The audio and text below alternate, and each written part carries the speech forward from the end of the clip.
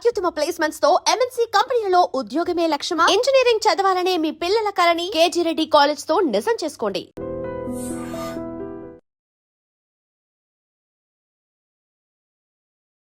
నమస్తే, welcome to I Dream Inside Politics with Kavitha.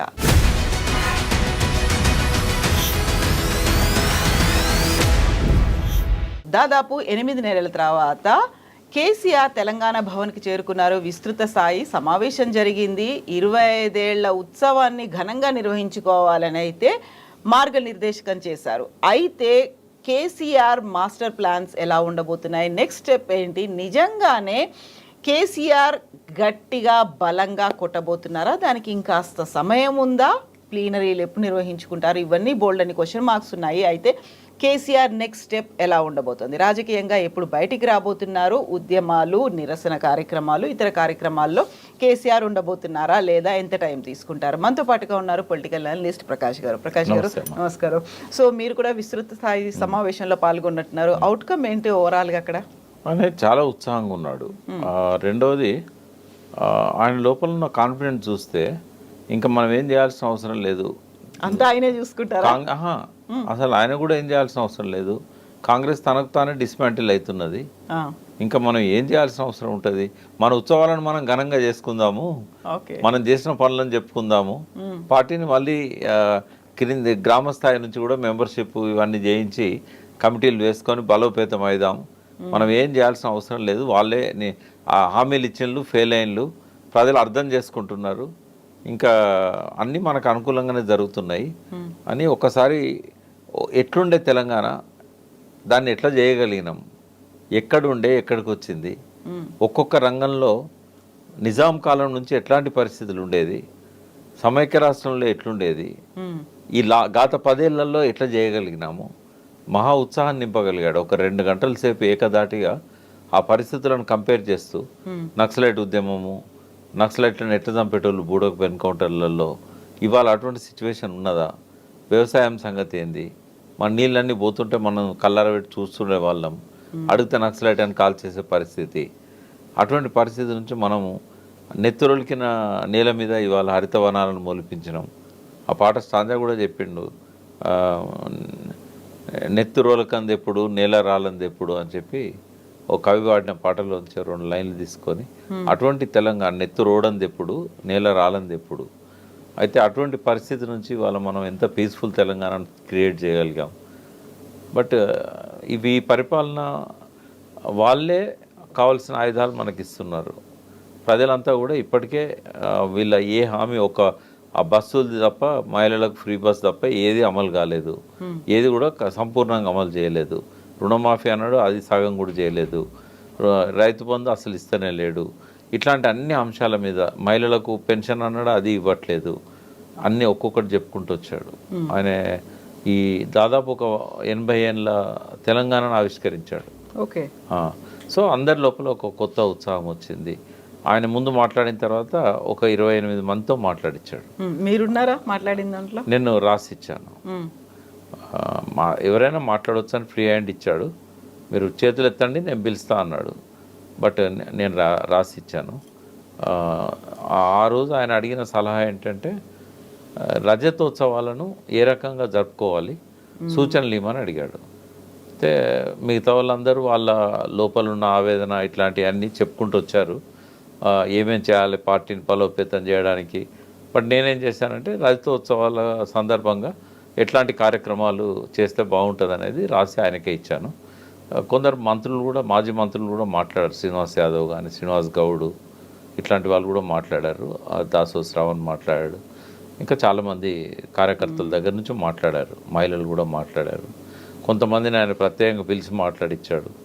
But ఏదైనా ఒక మంచి వాతావరణంలోనే జరిగింది. అందరికీ ఒక ఆనందం, ఉత్సాహం వచ్చింది. మళ్ళీ అధికారంలోకి వస్తామనే ఒక విశ్వాసాన్ని ఆయన ఇవ్వగలిగాడు. బట్ ఆయన రోల్ ఏంటి అనేది అయితే ఆయన ఏం చెప్పలేదు. బట్ ఒక సూచనను ఆయన అంగీకరించాడు. ఏంటంటే, ఇంతకుముందు మనం కూడా చాలాసార్లు, నేను కూడా మీతో పాటు అన్నాను, ఫామ్ హౌస్కి ప్రతి వారానికి ఒక నియోజకవర్గం నుంచి కార్యకర్తలను పిలుచుకొని వాళ్ళతో కలిసి భోజనం చేసి చెప్పాం కదా ఎన్నోసార్లు, అది మాత్రం ఒప్పుకున్నాడు. 400-500 మంది ఒక్కొక్క నియోజకవర్గం నుంచి గ్రామస్థాయి నాయకుల దగ్గర నుంచి కాన్స్టిట్యున్సీ లీడర్ల వరకు. అది శ్రీనివాస్ యాదవ్ ఆ ప్రపోజల్ ఇచ్చాడు. అంటే ఒక 2 సంవత్సరాల్లో అన్ని కాన్స్టిట్యున్సీలు కవర్ అవుతాయి. మనకు 3 సంవత్సరాల తర్వాత కదా ఎలక్షన్ వచ్చేది, అందరు హ్యాపీగా ఉంటారు, అందరిని కలవండి మీరు అని చెప్తే దానికి ఒప్పుకున్నాడు ఆయన. వారానికి ఒక్కరోజే కదా, ఆ ఏర్పాట్లు మేము చేస్తాం, ఫామ్లు భోజనాలు కానీ అన్నీ మీరు తీసుకొని రండి అని చెప్పాడు. అట్లా ఇంకోటి భారీ బహిరంగ సభ ఏప్రిల్ 27కు పెట్టాలి. ఈ లోపల ఏం చేయాలి, ఏడాది కాలం పాటు ఏం చేయాలి, దాని మీద ఒక కమిటీ వేసుకోండి అని ఆయన 2 పేర్లు, అశోక్ మన టంకసాల అశోక్ గారు పక్కనే ఉండే, తర్వాత దేశపతి శ్రీనివాస్ గారికి చెప్పాడు, మీరు ఒక కమిటీ వేసుకొని కొంతమందితోని ఇంటలెక్చువల్స్తోని ఒక ప్రోగ్రామ్ చాకౌట్ చేయండి అని చెప్పాడు. బుక్లెట్స్ ఇట్లాంటి ఏమేమి డ్రాఫ్ట్ చేయాలి, చరిత్రను కూడా టీఆర్ఎస్ 25 ఏళ్ళ చరిత్రను కూడా రాయాలనే ప్రతిపాదన ఒకటి వచ్చింది. ఓకే, అది దానికి ఒక కమిటీ వేసుకొని రాయండి అని చెప్పాడు. ఇవి మెయిన్గా జరిగినాయి అక్కడ. నేను కొడితే మామూలుగా ఉండదు, చాలా బలంగా కొడతాను అని చెప్పిన తర్వాత ఇప్పుడు ఆయన ఎప్పుడు కార్యరంగంలోకి దూకుతారు, ఎప్పుడు చేసి చూపిస్తారు అనేది ఎదురు చూస్తున్నారు కదా, దానికి సంబంధించి ఏమైనా చెప్పారా? నా నెక్స్ట్ ప్లాన్ ఇలా ఉండబోతోంది, నేను ఇది చేస్తాను. ఆయన కొడతాడని కూడా నాకు అనిపిస్తలేదు, ఎందుకంటే కొట్టాల్సిన అవసరం కూడా కనబడతలేదు. అయితే బహుశా నేను అనుకుంటా బహిరంగ సభ అడ్రస్ చేస్తాడు. ఆ తర్వాత అవసరమైనప్పుడు ఓ రోజు అసెంబ్లీకి రావడము, ఎప్పుడన్నా ప్రజల మధ్య పోవడం. మనం అనుకున్నట్టు ఆయన రోజు అసెంబ్లీలో కూర్చునే ఆలోచన అయితే ఉన్నట్లేదు. అట్లాగే రోజు కార్యక్రమాలలో ఇన్వాల్వ్ అవ్వాలని కూడా అవసరం లేదు.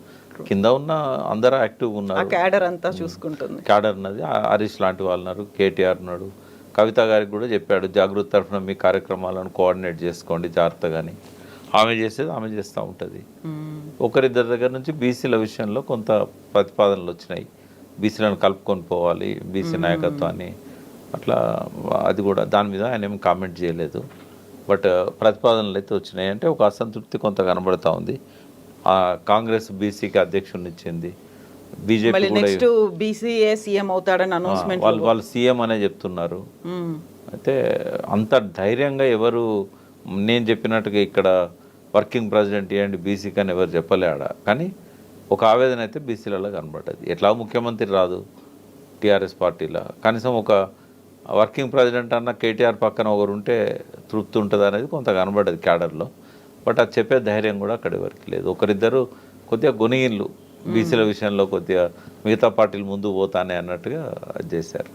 నిజంగా ఒక అసంతృప్తి అనేది అక్కడ కనిపిస్తుందా? ఎందుకంటే కులగణన విషయంలో మాత్రం బాగా కనబడ్డది.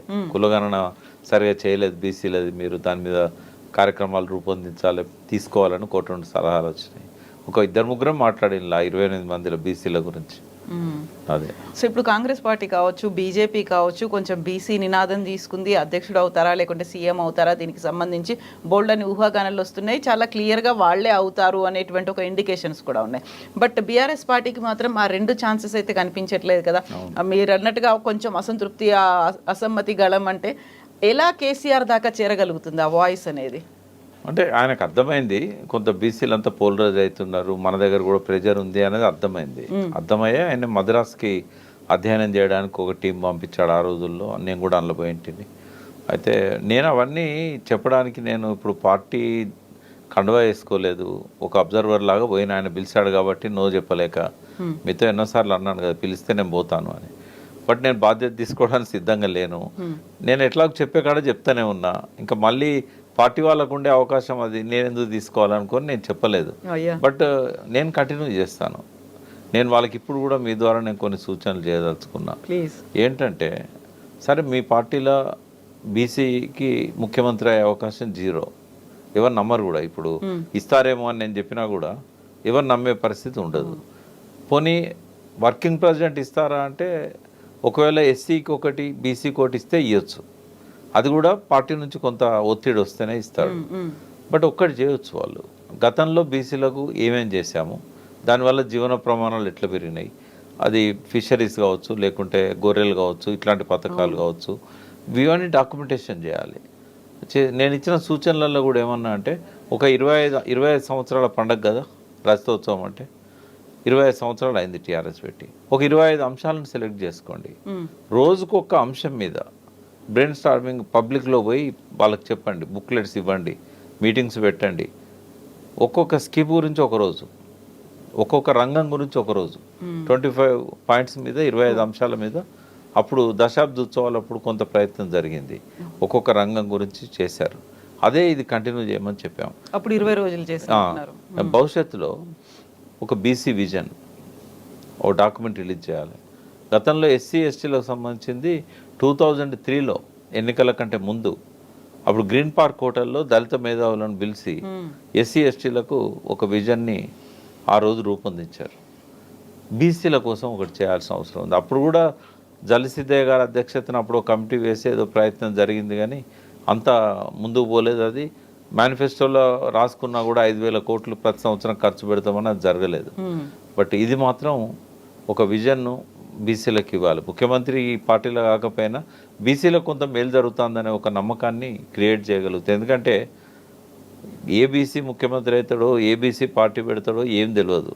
బీసీల పార్టీ అయితేనే ఇంతకుముందు చెప్పినట్టుగా వస్తుంది, ఒక్కటి వస్తుందా 4 బీసీల పార్టీలు వస్తాయో కూడా తెలియదు మనకి. మళ్ళన్న కాంగ్రెస్లో ముఖ్యమంత్రి బీసీకి ఇస్తాడనగానే కొంచెం అటువైపు ఆలోచిస్తాడు ఆయన. ఇప్పటివరకు ఆయన ఏం ఫెయిల్ అవుట్ కాలేదు. And for more videos, Please subscribe to iDream. Please subscribe to iDream. Please subscribe iDream. And please subscribe to iDream. For more videos, subscribe to iDream. please like, share and subscribe to the channel. Congratulations, iDream. Subscribe to iDream. Subscribe to iDream. So subscribe to iDream Media. iDream ki iDream team andarki huge congratulations. Please subscribe iDream Media. Please subscribe to iDream. Subscribe iDream. Please subscribe to iDream.